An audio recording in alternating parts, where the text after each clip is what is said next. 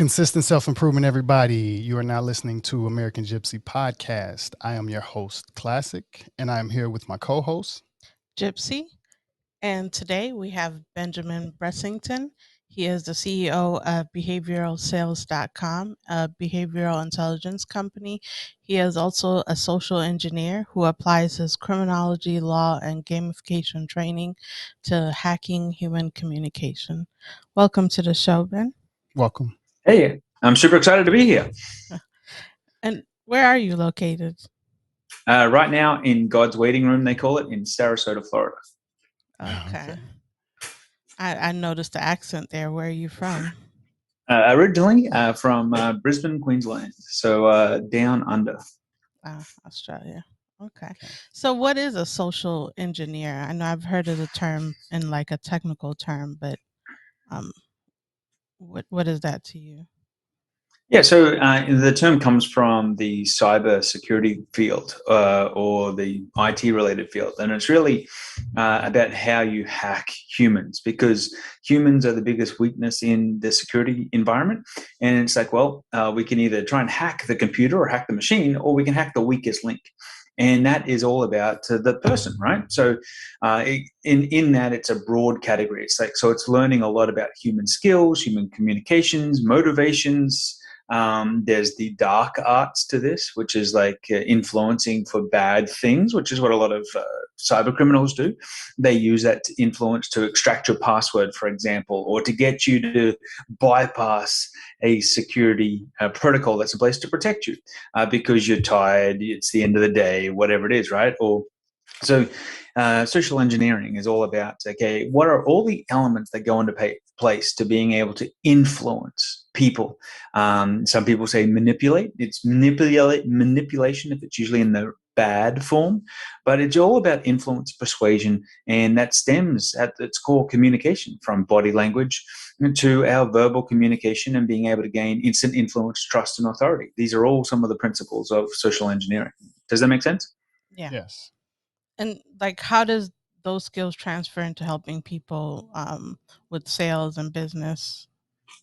Well, at the end of the day, it's all about communication. And and what I say is sales and business is all about creating conversations, and conversations create discussions, and discussions create relationships in which you can do business. If you cannot create a conversation with somebody, I can promise you're not going to sell them. It doesn't matter if you could have $1,000 in your hand and you could be trying to give it to them, and they'll be like, oh, what's going on with this, right? They might think there's something wrong with it, right? We've seen that with someone trying to hand people money before, and they're like questioning it, like doubting it.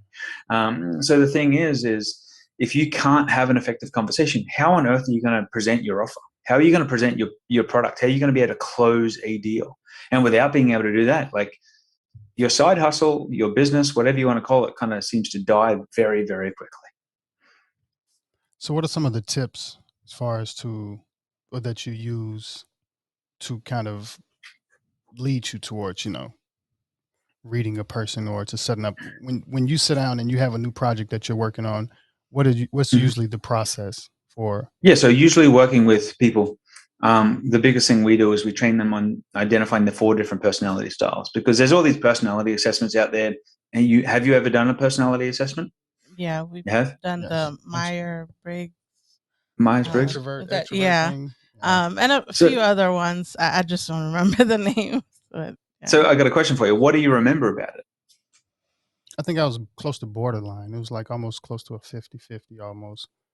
But yeah, I don't quite remember too much. I remember it being hard to answer the questions because I kind of didn't know where I remember a lot of the questions were, even where I'm at in life right now, I'm 38 years old. It's kind of like an old characteristic versus a new characteristic to a certain degree as well. Who I may have been, and basically who I am now is I'm different.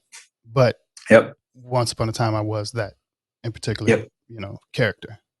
Oh, well, for people who are entrepreneurial or in the business mind, like, you always are constantly reiterating who you are to get you closer to your goals, right? Because you deal with rapid change.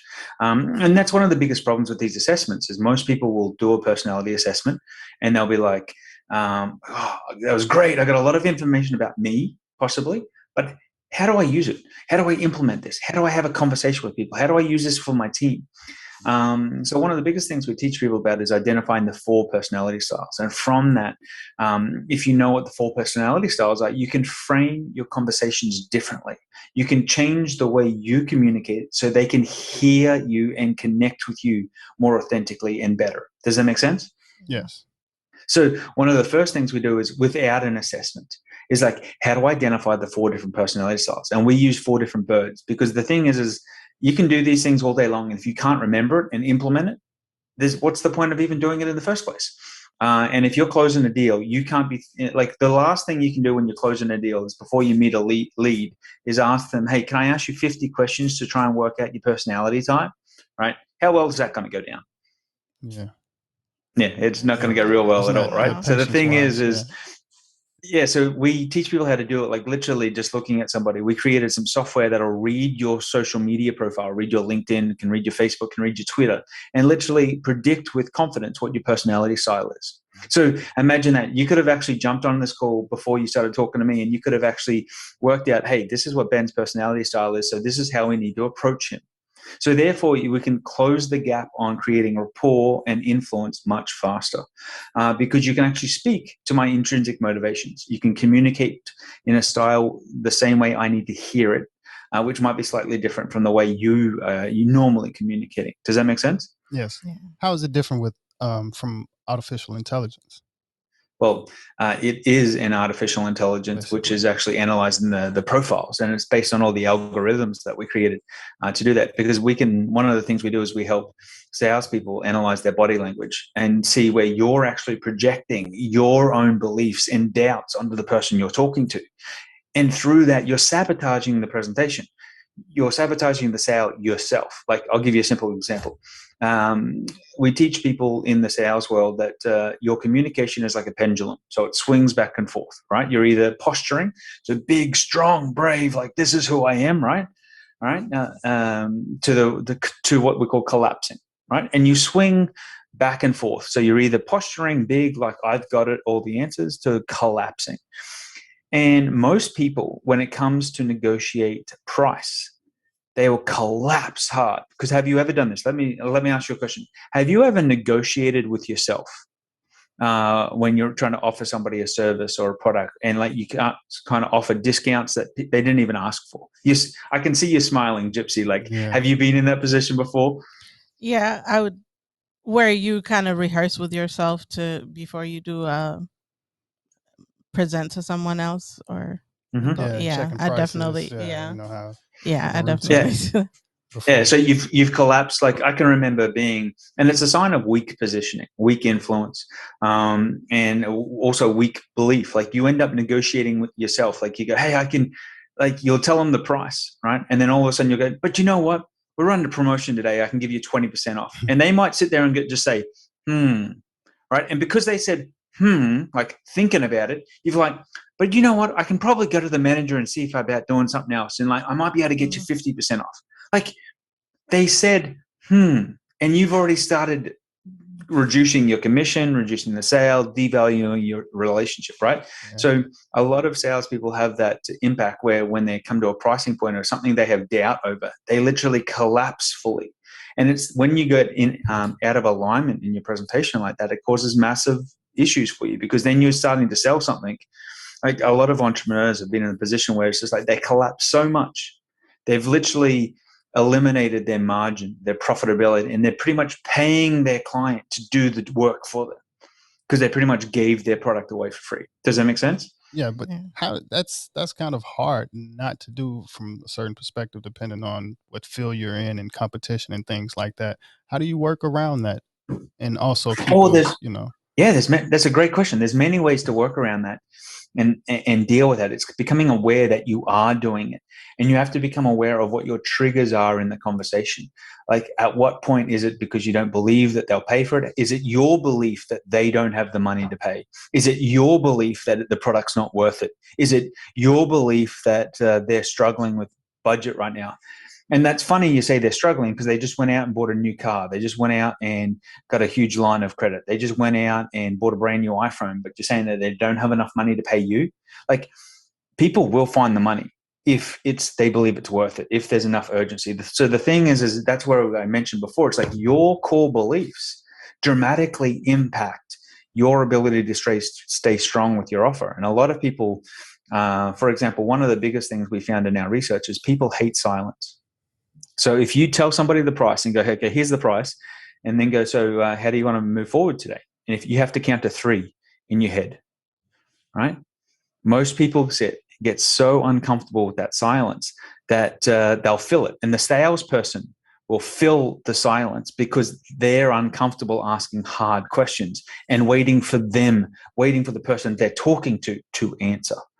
Does that make sense? Yes, it does. Because sometimes I feel pressure as a customer when, like, I need time to think. I think a lot before I make the decision. So, but they get, I guess, nervous when there's a gap, and they start, saying stuff to kind of make me uncomfortable. And I'm like, you know what? I got it. I just need some time to think. Yeah, well, see, but what you're saying there is your personality style is what we could classify as the owl. So we teach 4 birds in personality style, and the owl is the person who likes all the details and likes to think about it. You like to be clear and concise. You're not going to rush into making a decision. You're going to get all the data. You're going to get all the insights. You're going to get all the information you need, and you're going to think through all the options, right? And you're going to be like, okay, is this the right one for me? And if you get forced into making a decision, you probably become very, very uncomfortable, right? Like it's very reluctant. Yeah. It becomes very problematic. Does that definitely sound right? Yeah. So the thing is like, if I know that, me trying to pressure close you is actually going to make you go the other way. Yeah. And it's going to kill the sale. And this is what a lot of salespeople don't realize is they have their script, but the script is one size fits all. Yeah. And that's one of the biggest problems with sales scripts is the sales script has to be personalized to the person. And if you can identify that, you will dramatically improve your sales. Like you could be pitching somebody for money, right? And because you've followed the wrong sales trainer, right, who's just like try and force it to close, pressure close, blah, blah, blah, you may kill the entire thing because you're too aggressive and you're not slowing down a little bit to let things sit with the person you're talking to because they don't want to see the full excitement. If you're too excited, you kind of scare them back too much. Does that make sense? Yeah. What's a good example of what to do in that situation? How do you know when to pull back or when to, even though being patient in their silence, before you, how do you know when to, or what's a tip to know what to do in that situation? If you're a salesperson, and well, how do you? If you're a salesperson, the best thing you can do is identify their personality style. So it's going to be 1 of 4, right? I'm going to explain them real quick so you can get them, right? And you'll probably remember them earlier as well. What are the 4, or could you share them with us? Yeah, so we use birds because it's very simple to answer, right? So I've already mentioned one of them is the owl, right? That's this person is educated, they have to know everything. They want to know all the details. Like they want the white paper on how this thing works, right? And they're the person that's not going to rush in and make a fast decision. They're going to have thought it out. They're going to have done the research. They're going to have been on the website. They're going to have watched the videos. They're going to possibly have spoken to like 50 different referrals. Like they're going to assess the situation, right? So that person can't be rushed. Then you've got on the other side of that, we've got what we call the pigeon. Right. And when you think of a pigeon, what do you think? You think of a bird that's very flighty. They get scared easy. Right. Like think of them in the park. There's going to be 10 of them. Yeah. They're going to be a flock. Right. There's going to be 10, 50 of them. And when one gets panicked, what do they all do? Like all up in the air. And it's just like, whoa, somebody dropped a stick. Right. So now like you got 100 birds in the air. Like they're all. So when you now think of that, what person do you know that's kind of flighty? Very social. They go with the crowd. When you ask them to lunch, they're the type of person that'll never be able to choose a restaurant to go to. They're also the type of person that goes, so what do you want to eat, right? They'll be like, oh, I don't know. There's just so many choices here. What are you having? What are you having? Like they'll kind of eat based on what everybody else is eating. Does that make sense? Yes. Yeah. Do you know any people like that? Yeah, a lot. When you said it, it was just ringing a bell. Exactly. So you can picture that person, right? You can picture how they act. Then the next one is what I call the Peacock, and I've called the Peacock Vegas, right? Because I like to name them all because it helps me remember and tell a story. Okay. And Vegas is just like Vegas.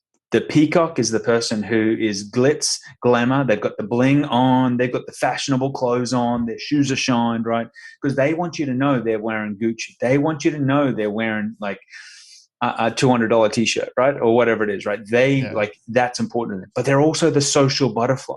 They have the stories they love to tell. They're always just going to be telling stories. They're going to be very people focused, right? So when you're selling this person, you got to be talking about the status that they'll get because they're associated with you and they're working with you, the people that they'll get access to, right? How this will make them more impactful, how this will connect them to more important things in life, right? Yeah. So you can picture a few people like that? Yeah. Oh, yeah, definitely. All right. We're in downtown LA. Yeah, exactly. So then the last person we're talking about is the eagle, right? And the eagle is fast task orientated, right? They make decisions, snap, snap, snap, right? They aren't wasting any time because they got tasks to get done and they care about the ROI, right? The return on investment, right? This person is very decisive, very quick. A lot of managers are usually in this or fall into this role. And as a result, they're all driven for that action. A lot of people can find them arrogant at times. So some personalities, if you're too D-ish, people will go, oh, that person's a pain in the ass or whatever it is, but that's just their personality. Like, they've made a decision. You talking about where you're going to lunch? They said, let's go get tacos, right?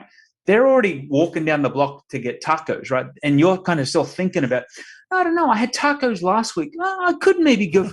They've already gone and ordered already, right? You can place those people, right? Like, they're like, what the hell are you doing?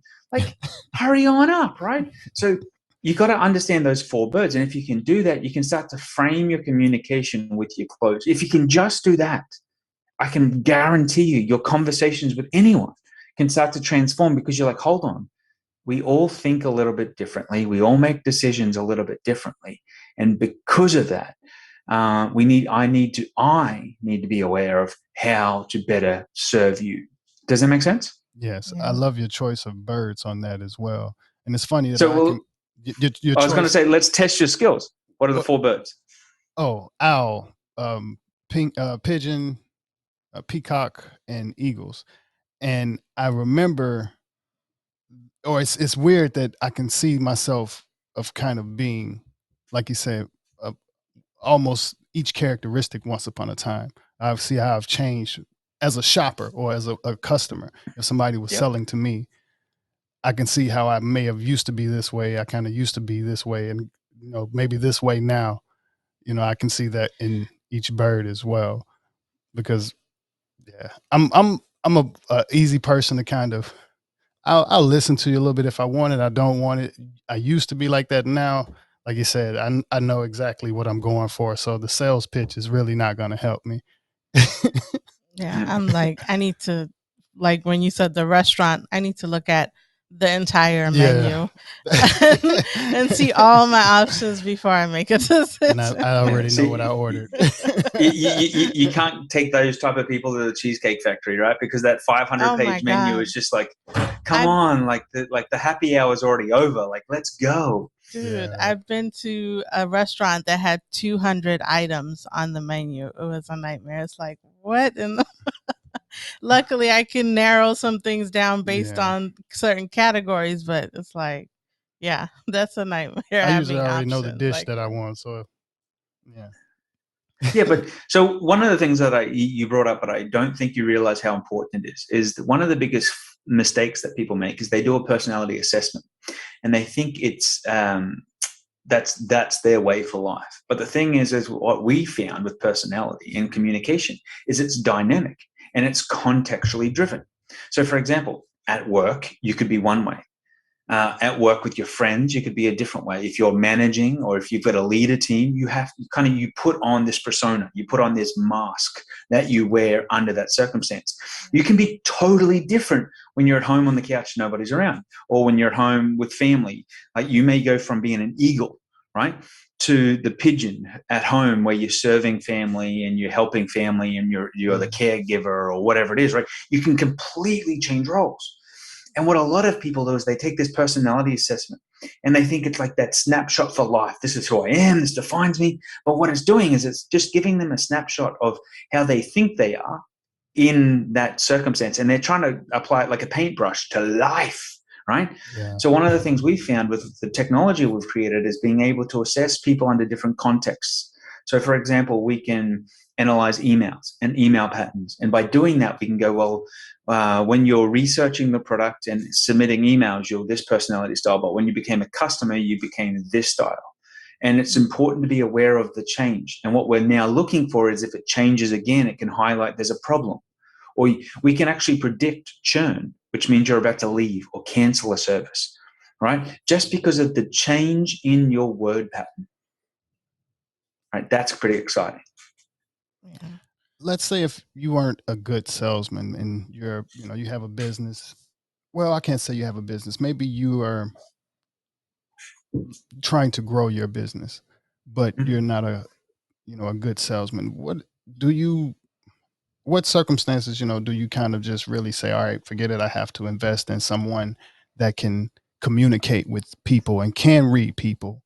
Or do you say, all right, I have to myself fill this position and go ahead and change? For some people, business owners who actually have a choice, which one would you usually so advise? communication is fundamental to everything we do, right? Like if you can't communicate to your loved one, if you can't communicate to your kids, right, there's a huge problem. You're going to create conflict. So the thing is you have to identify that, well, hold on, all communication starts with me, and I'm going to be the common denominator in every conversation, right? So you can either be the one who's going to suck at it all the time, and like that's then the persona, like the mask you put on and go, look, I'm going to suck at this conversation and it's not going to go the way I want it to go, right? Or you can own it and go, hey, I need to improve this, I need to be better, and I need to take some training on becoming a better communicator so you can enhance. Some people aren't I wouldn't say nobody comes hatched as a great salesperson, right? They come hatched as a good communicator who can connect with people. And the thing is some people have to work at the communication. Like I sucked at communicating, talking to people, connecting with people. I was really an introvert. I didn't want to talk to anybody. I was so shy. So like connecting to absolutely anybody like would make my hands sweat. I'd be sitting there panicking. My heart would be going a million miles an hour, right? And the thing is I had to become aware of me, and then I had to work on improving my communication. And it took me years, like it took me 10 years to get to where I am today. Like, and now what I know, I can literally fast track people's communication styles in 15 minutes. I can fast track their results in an hour or two. And that's why we've got the training programs and the courses to support that, right? So the thing is yes, if you're running a business, you need to identify who you are and how you fit in the team empowerment. But at times you have to get better skilled people. And the best thing you can do is bring on better skilled people as you get the right people on the bus, because it helps you accelerate your business faster. Did that answer your question? Yes. Yeah. So, and I think some of the biggest mistakes people can make is think that they've got to do it all or have to do it all. And if you're doing it poorly, well, you're reflecting on your business poorly too. Right. And the thing is do you have the time to invest in yourself and your business for you to master that part of it? Or is it better for you to bring somebody on and learn from their greatness so you can help you get the results you want quicker? Does that make sense? Yes. Yeah.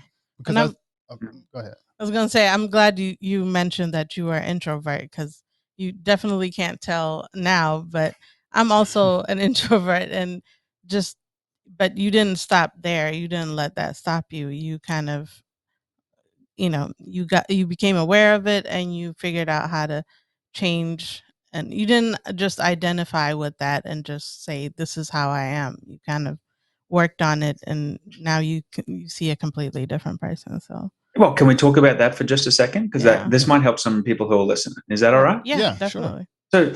So you said, well, I'm an introvert, right? And I could see you own that. Like I could see in your whole community, you were proud that you're an introvert, right? But I want to call you out on something. It's also a belief that you portray forward, right? You can be an introvert, but you can put on a persona. So the question I would ask is, when you jump on this podcast, for example, What belief, what persona do you step into? What identity? Like, I challenge people in the book, this is why we created the book People Ignorant, to design their identity, design the persona they're putting on. So, like, for example, as the closet introvert, we're going to call it, because that it just always stays there. It doesn't mean it's got to be what people experience. Yeah. So if you were designing your host persona, your podcast persona, what would be in that? What traits? What personality styles? What would make a fantastic host? I guess a curious person, just a good communicator, has a lot of experiences that they can draw examples and different things from personal experience. I don't know. Those are just I think it's some things opinionated. that I don't know. Sometimes, yeah, I think it's opinionated. It depends on, the certain show or topic or what's kind of going on, because, you could be a great host. If I'm not interested in the show, I'm just not interested in the show to give you the credit that you're a great host. But, all right. So let's step through this a little bit further. Yeah. I'll ask you guys a question. Have you named your persona? Have you named the identity you step into when you start to lead the show? When I guess my stage name came from music, from me doing music. So that was one identity, and that was something that was there. But even now, as I still carry classic onto the podcast stage, I don't have a certain, persona or style of host. That, of course, we're all influenced by other podcasts, and I could say influenced by Joe Rogan's style of podcasting, and just to really have more of a genuine conversation. So as a host, I don't really look to come off as a, very high energetic, this is for the fans and audience, and it's all about the likes and clicks, and I can't come off as that kind of host. But classic can have a persona and identity. Classic can have traits, right? Yes. Classic can be this thing that people think you are all the time, right? So the thing is it either is defined or it isn't defined. And if it's not defined, you're becoming fluid and flexible to every circumstance and allowing yourself to collapse under situations, which is not good, because it means you're out of alignment of what you're actually trying to do, right? So one of the big challenges is I would highly recommend is you design classic, you design gypC, you design their personality traits, who they are. I'd even define what your villain is. What are you standing against, right? I'll tell you mine. Mine's Mikey, right? Mikey is this little high-pitched little guy that sits on my shoulder, right? And he wants me to procrastinate. He wants me not to return that phone call, because you know what? He sits there and goes, see, Ben, I told you you're not worth it. I see, Ben, they aren't interested in working with you, Ben. Like, he just nags. And you know what? I sit there and go, you're laughing. But you know what I'm doing?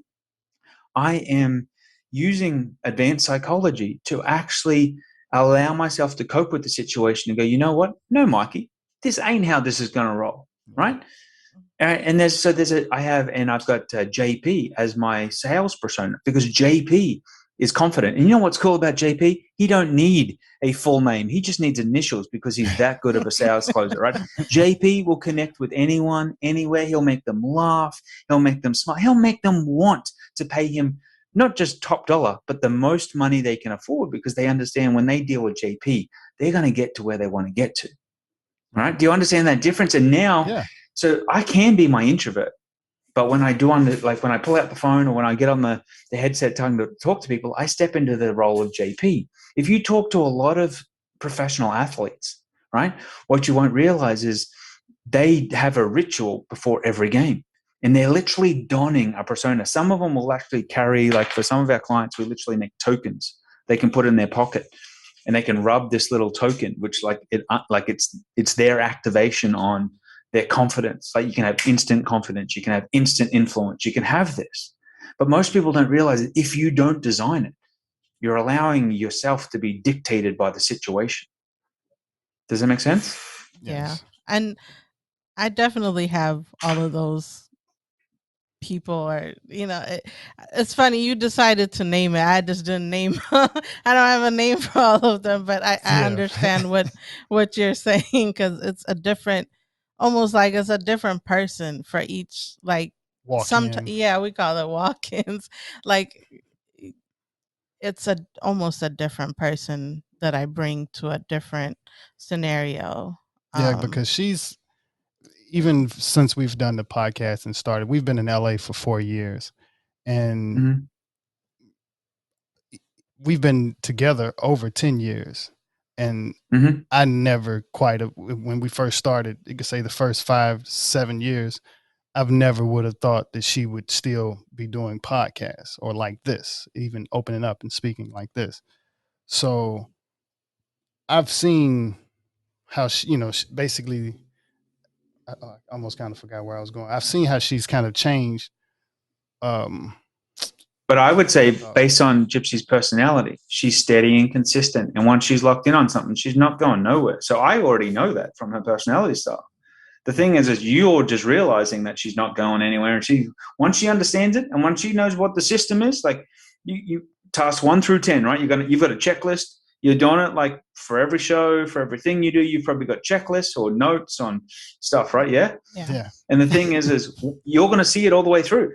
But I'd probably go classic's probably the other side of that. He's probably going like, hold on, we can skip steps 3 through 5 today because it's just not needed today. And where you're like going, oh, skipping steps. I will have anxiety unless we go through all the steps. So exactly, and right? I love that about it as well. That is one of the walk-ins that I do appreciate, because sometimes I'm just more like, hey, we're just gonna wing it.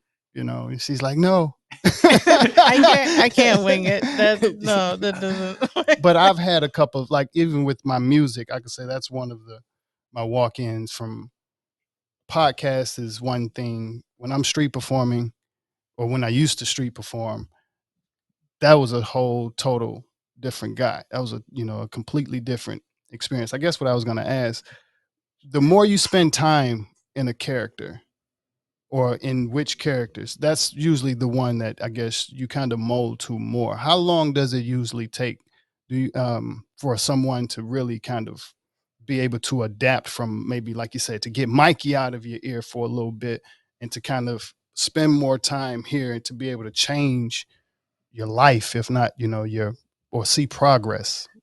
Well, it actually, in an instant, you can redesign your personality and reinstall beliefs in an instant. Like there's hypnosis for that. There's CIA techniques that actually, like, they use to actually reprogram people's personality styles. Like, have you ever seen the Bourne Identity or the Ultimatum movies? Like that type of stuff is actually real. It was actually called Project Artichoke.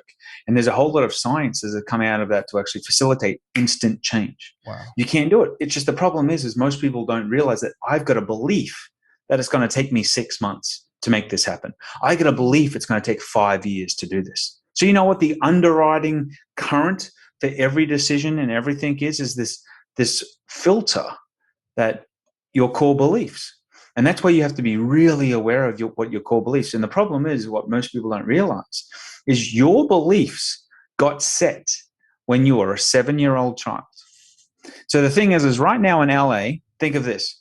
It's a whole bunch of 7-year-old children running around making decisions to protect themselves from not being hurt or embarrassed, right? And now when you start to put that in context, you're like, yeah, that makes a lot of sense, because you've got a whole lot of insecurities. You got a whole lot of kids that were bullied or ridiculed. So you know what? They drive the big trucks, or they get super jacked, because you know what? They got to show people they're so strong and they're not going to be intimidated by nobody, right? And the thing is they kind of put off this dickish approach. And the thing is you have to look at yourself and go, what happened when you were a child to make you look at the world as though you've got to be bigger and stronger than everybody and you've got to hurt everything around you? All right. So the thing is, when you can actually start to see the world based on the belief patterns, and belief patterns create programming. Your belief pattern like programs how you will respond to every type of situation.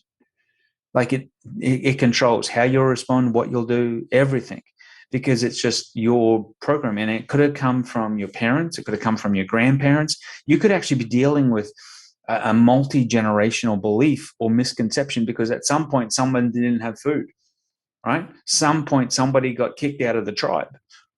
And the thing is most people aren't aware of that. So becoming aware of your beliefs, your patterns, your personas is one of the best things you could ever do for yourself, because it's the only way you're going to create change. Does that all make sense? I know it's probably a little deeper than you expected. No, but that was I know great. even to go, when you went back a little bit and it kind of reminded me to 7 years old, I wanted to ask, what was it like growing up where you're from? And when did you get to, I love it, God's waiting room? Yeah, so I got over here 10 years ago, and it's been a constant evolution. But like I say, living in Australia is similar to Florida because of the weather, right? Like Australia's got similar weather. The people are different. We have a different cultural, like there's a saying in Australia called no worries, right? Like everyone says, no worries, don't worry about it. But the problem is we all do worry about it. We go home and like we'll get frustrated with it. We won't take it on. Like, but people are very, very friendly. So the thing is very much the same. But the thing is being able to deal with more international cultures. So like Australia is a very international melting pot of people. Like I got to go to Asia regularly, like when I was a teenager. So I got to get experience to Hong Kong and Japan and Bali and places like that where like it's totally different. The world is totally different over there, if that makes sense. Yeah. How long is the flight? Maybe if you don't mind me asking. From where? From Asia. LA? Yeah. No, Asia to Australia. You were saying you were getting to It's actually shorter to go from Asia. So you can be in most places in Asia in less than 4 hours, where it's like 13 to 18 hours to literally get to LA, depending on where you take off from, right? So the thing is, most people, and it's cheaper to go to Asia. Yeah. Like you can go to Asia for like $49. And the thing is to get to the US, it's like $700 one way, right? So it's a big, big difference. Yeah, so there's a bigger Asian influence, which once again, because those families work in a certain way, you get to see that, you get experience to that. And there's a massive cultural difference, which you either learn to appreciate or you use it as an excuse for what's keeping you small. Does that make sense? Mm-hmm. Yeah. What's the biggest like culture shock you experienced when you first moved to America that you didn't expect? I know it's not probably not too different from Australia, but the biggest thing I noticed was the choice of options. Like there's options to everything. And like when I left Australia, there was no Costco. So when you walk into a Costco, it's like a playground, right? Like I can get a coffin here, I can get a bed, I can get hot dogs, and like you walk around like and just seeing pallets upon pallets of stuff. Right? Because you got to remember, Australia is also an island, right? So the thing is everything either gets flown in or boat in. So the thing is you don't have necessarily that many options because it's expensive at times to get stuff there, and like the cost to get stuff to there now is actually increasing, right? So the thing is it's becoming more expensive. Where in the US, you got a multitude, like stuff comes in from Mexico, stuff comes in from by boat, by train from Canada, like you've got all these options, and it's a good thing and it can be a bad thing. Yeah, so that was one of the biggest things I noticed. One of the other things I noticed was I would say there's more instant gratification in the US. So people are looking for something that an instant quick fix. That's not necessarily a good thing, because it's just like, well, they're constantly seeking instant gratification for instant happiness rather than being happy in the moment and enjoying the journey and being able to sit back and relax. Does that make sense? Yes. What about, like, in your perspective, what about the US you think influences the need for instant gratification? Well, I was I got to spend a month in Spain a year and a half, almost 2 years ago now, just before COVID starting, actually. And it was quite fascinating. Like, have either of you been to Spain, Europe over there yet? We stopped in Madrid on the way to Greece. For a quick stop. Yeah, we just looked around a little bit. Then ran back to the airport. I got to hang in Madrid and a few places for the entire month. And we literally got an apartment and we lived in that apartment like locals. And what was fascinating is stuff doesn't open until 10 o'clock in the morning. right? Stuff closes at 2 and everyone's going to be having lunch for 2 hours, right? Stuff then closes again at 6, right? From 6 until 8, because it's family hour, family time. So you'll notice like everything closes down. Some of the restaurants do, some of the restaurants don't. And literally like families will be out on the street playing, right? And then they'll go back to work and they'll work until 10, and then they'll go have dinner at like 10.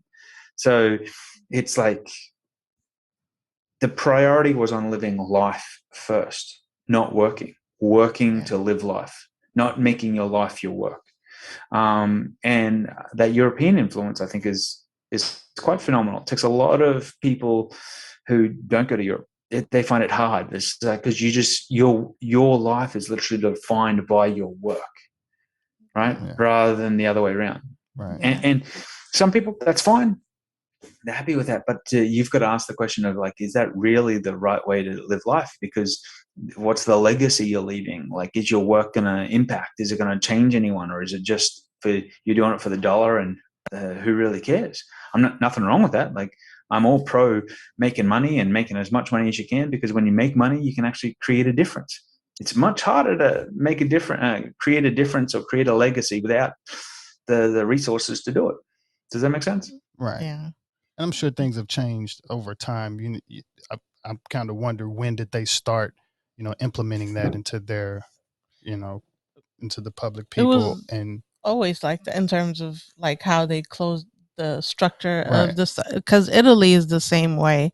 Like they close midday, and even in August, like I think most of the country takes like a vacation in August. Right. So it takes 3 weeks off. It was from a certain time, and then you're kind of looking at the culture in certain places, or at least just like you said, the legacy in today's time. That's kind of what are a lot of the values and things. So sometimes I guess it would come down to the value of that in particular culture, from certain people feeling, I want to leave a legacy of this, and this, versus our family name and we're good-hearted people and this is our legacy.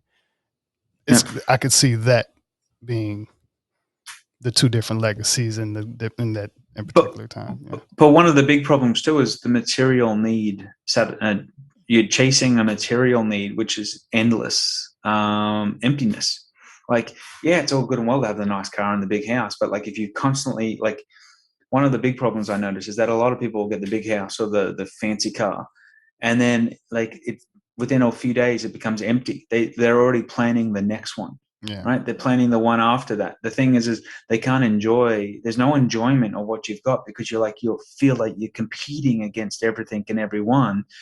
And therefore, how do you actually enjoy what you have? How do you like really love it? And who cares if you have one car every 10 years, but when you do get a car, it's the best for what you have. But like, there's that different lifestyle thing. Like, I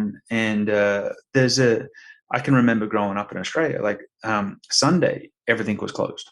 Like Saturday, things would be open till maybe 5 o'clock, even the grocery stores, right? Like, and then on Sunday, nothing was open. It was family time. Like, and all you do is you'd go have breakfast with family, you'd have lunch, you'd play by the pool, you'd have activities, all this type of stuff. So the thing is I always thought that it was strange. And then when like they started to open 7 days a week in some of the capital cities, like the capital cities did, not the rest of the state.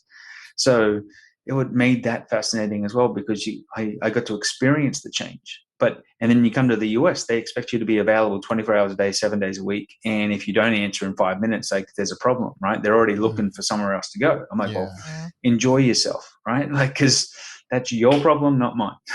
Yeah. But what do you guys think about that? I guess I'm originally from Mississippi, so even just kind of understanding how things are now still, or kind of to a certain degree, and even what we want to do in Mississippi, we want to kind of buy land and have a farm and do those types of things, along with, generational wealth.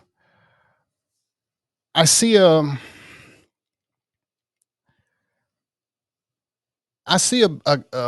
big gap in culture, or even just the lifestyle of living, from and it's just a lot of it. It's honestly, it's just a person's opinion because, like you said, you got the different characters of people, and from the owl may want one thing out of life, the pigeons want one thing, the peacock wants one thing, and the eagle wants something. But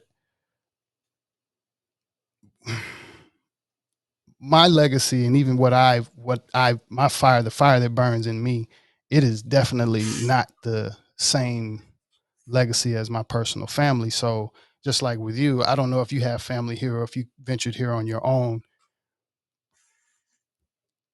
Those are some of the things I can say. That's, one of the things that have me rooted to say, hey, I do want the peace of mind and I want the wealth as well. But can I, like you said, really force it upon a certain society?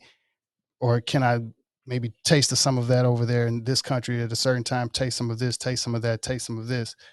But the actual reality or the possibility of there really being, or us, we can't reverse from that. We, like you said, we 24 hours a day. How would we implement, or how would we even try to move in that in particular direction to say, you have to set the boundaries and the rules, right? And one of the things I think what you mentioned was fantastic in the sense that if you ever look at successful people, they'll control who they let around them. Because the problem with family and going home to family is that family are frozen on the thought of who you were. Yeah. And it's hard for them to see the change and see the transition. And they don't realize that they're subconsciously, sometimes it's not conscious actions, it's subconscious in their belief, their assumption that you were who you were. And it's hard for them to notice the change, or they think the change is temporary because they don't want to change. They're comfortable the way they are. And your success can sometimes be very intimidating and cause them issues, right? So the thing is you'll notice successful people will control who they interact with, how they interact with, and they may not interact with family or friends they went to college with, for example, because those friends are the ones who still get drunk 3 nights a week, or like go home and just, they don't do any positive change. They're not reading books. They're not performing. They're not trying to enhance their skills. It's like literally 5 o'clock, they switch off into somebody else's problem. Right. So the thing is if you want to take it to the next level, you have to be aware of that. And it's nothing negative about your family or anything, because I have to do the same thing with my family. And the thing is I have to be aware that when I'm talking to them, I can't inherit their beliefs again, because I work so bloody hard to shut Mikey up. And if I let them make Mikey louder, all I'm doing is repeating their patterns when their patterns aren't actually serving me. So one of the things you need to work out and ask yourself, is that belief serving me and empowering me, or is it limiting me and restricting my life?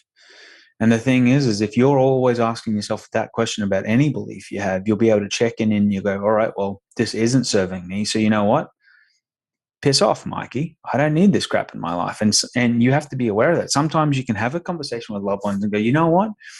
That statement you make to me, or you refer to me about how I used to be that way, I am not that way anymore. So if you can't change that or see me in a new light, it's going to change the way we work. We all have to operate here.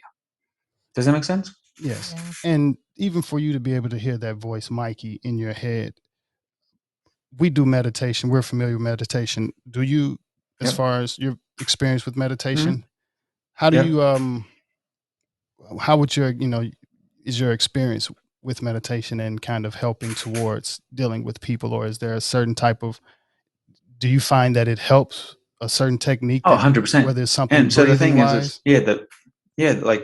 just it allows you to start to be conscious of your thoughts. Because the problem here is it's all unconscious programming that's sabotaging us every single day. It's when you go into autopilot. That's where you're not maximizing your performance, because you're letting other habits, other programs run you. Think of yourself as a script.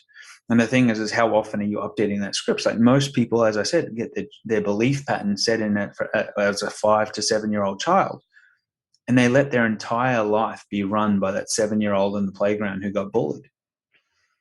and they never at any point in time reset their personality, reset their beliefs, reset their style. And if they did, they'd be able to have more success, be able to enjoy life and design what they want. Because who instilled that first belief in you? Someone who wasn't looking out for your best interests, I can promise you that.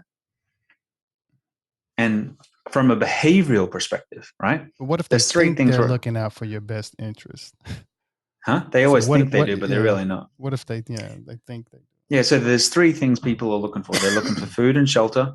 They're looking to reproduce, and they're looking to not get kicked out of the tribe. So they're not looking to be embarrassed. So the thing is when I hear a lot of people go, oh, my parents didn't want us to be embarrassed, or didn't want attention drawn us, or didn't want us to show we were smarter than anyone else, because that meant bad, whatever. It means that they weren't so smart, or whatever it is. Like, they've got their rationale, right?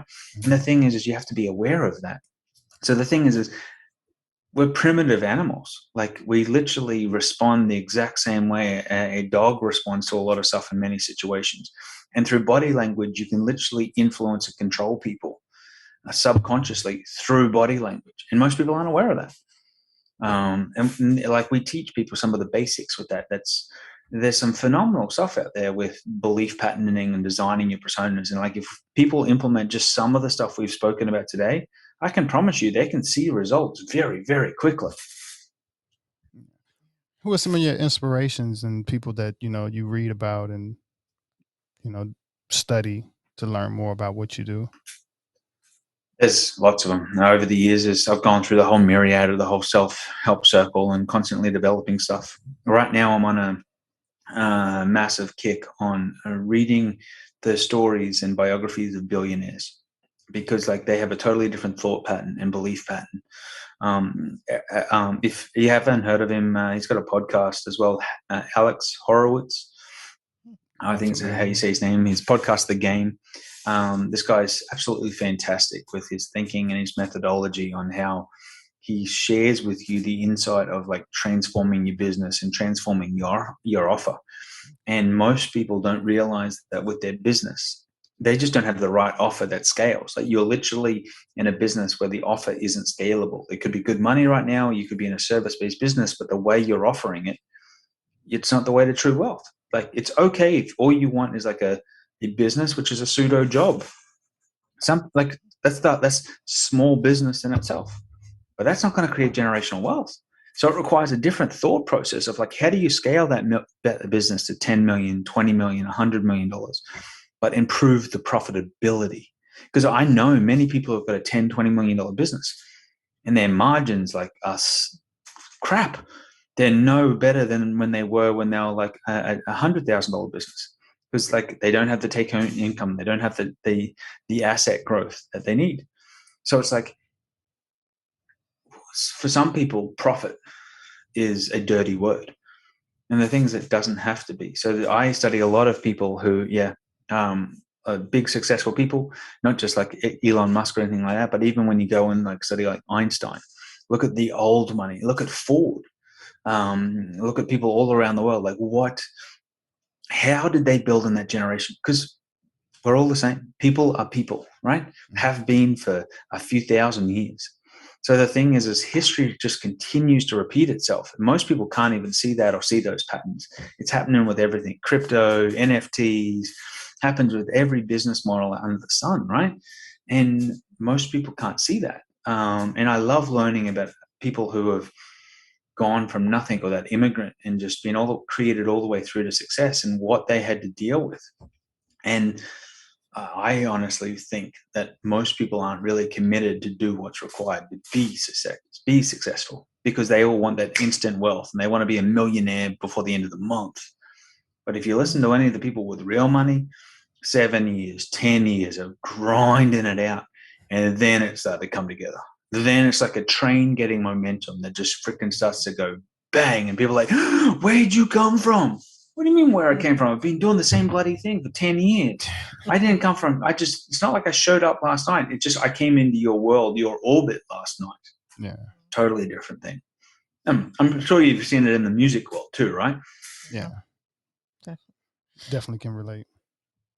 I guess before we close it out. Like, I wanted to know about what you do at behavior science sales. Sorry. Behavior sales, yeah. Like, what do you offer people? How do you help people if they want to? Yeah, so at behavior sales, so it's we help people improve their sales conversation. So it's really simple.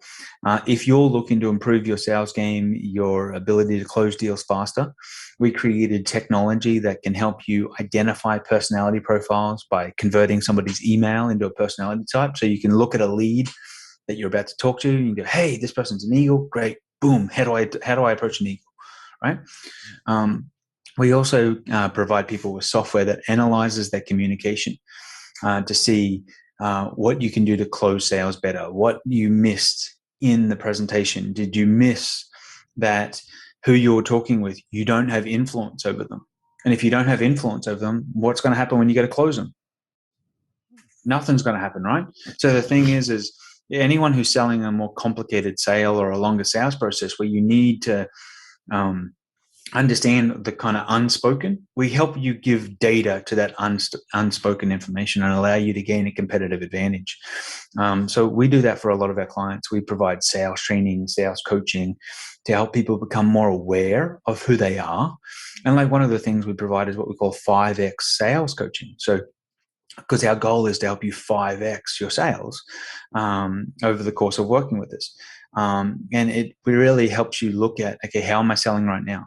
How do we give you real-time feedback on the conversations you're having to go, hey, did you miss this body language when that person was presenting, when that person was talking to you? Did you miss that they had an objection right there and you didn't handle it? So when you tried to close them, they weren't ready to close because they're still struggling with the objection that you didn't respond to 10 minutes ago. And like, it's that real-time feedback loop, because it's not just about making more calls. No. We need to improve the quality of every call. We're getting in a world where we need to connect with people more authentically and have a better connection with people faster, not waiting 20 connect attempts, because you may not have 20 attempts to connect with somebody. True. Like, how do you make the most of every conversation? And that's that kind of data loop, data feed we can provide people with, as well as the training. And how do I just communicate better? How do I identify personalities better? How do I identify my team and all the personality types? And how do I make sure they're all being empowered the most effective way that they can be empowered because of their own personality types? Does that make sense? Yes. Yeah. It's definitely been a pleasure talking to you. Any links you'd like to leave for the audience? Tell them where to. Yeah, so people can just check it. Yeah, behaviorsales.com is the best place to get access to us. So that's behaviorsales.com. And if they want to check out the book that we've just published, it's called People Ignorant, because it's my belief that people have become ignorant in the ways of communicating to each other. And I think we can change it. It's my goal to help people kind of transform their communication over the next few years. We definitely appreciate you for your work and everything, because we need that change. It's been great having a conversation with you and learning from you. I hope our listeners enjoyed. Thank you for listening. And for the podcast, you can find us at AmericanGypC.com, gypC spelled GYPC. You can find our merch clothing at luamlee.com. Thank you for listening.